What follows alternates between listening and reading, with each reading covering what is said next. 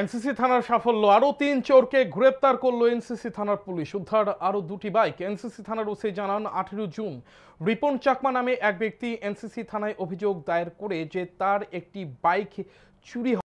এই চুরির ঘটনার তদন্তে নেমে পুলিশ সিসি ক্যামেরার ফুটেজ খতিয়ে দেখে দুইজনকে চিহ্নিত করে। যথারীতি একজনকে গ্রেপ্তার করা হয়। তাকে জিজ্ঞাসাবাদ করে আরো ২ জনকে গ্রেপ্তার করা হয়। তাদেরকে জিজ্ঞাসাবাদ চালিয়ে পরবর্তী সময়ে আরো ৩ জনকে গ্রেপ্তার করা হয়। ধৃত ৬ চোর হলো বিমল দাস, সজল দাস, ঝুটন বিশ্বাস, উত্তম দেববর্মা, শ্যামল নন্দী ও শঙ্কর সরকার। তার মধ্যে শঙ্কর সরকার, শ্যামল নন্দী ও উত্তম দাসকে আগেই গ্রেপ্তার করা হয়েছিল। তাদেরকে জিজ্ঞাসাবাদ চালিয়ে বাকি ৩ জনকে গ্রেপ্তার করা হয়েছে। তাদের কাছ থেকে উদ্ধার করা হয়েছে চুরির কাজে ব্যবহার করা ২টি বাইক।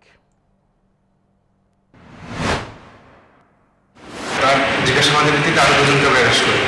তারা মূলত এখান থেকে বাইকটা চুরি করে নিয়ে মধুপুর এলাকা দিয়ে বাংলাদেশ পাঠিয়ে দেয়।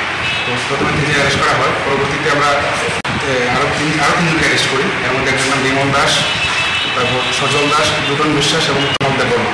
এই বিমল দাস মূলত বাইকটা চুরি করে নিয়েছিল, বিমল এবং শঙ্কর। বাকি ৩ জন তারা মধুপুর বড়াই এলাকায় থাকে, তারা বাইকগুলো বাংলাদেশ পাঠিয়ে করে।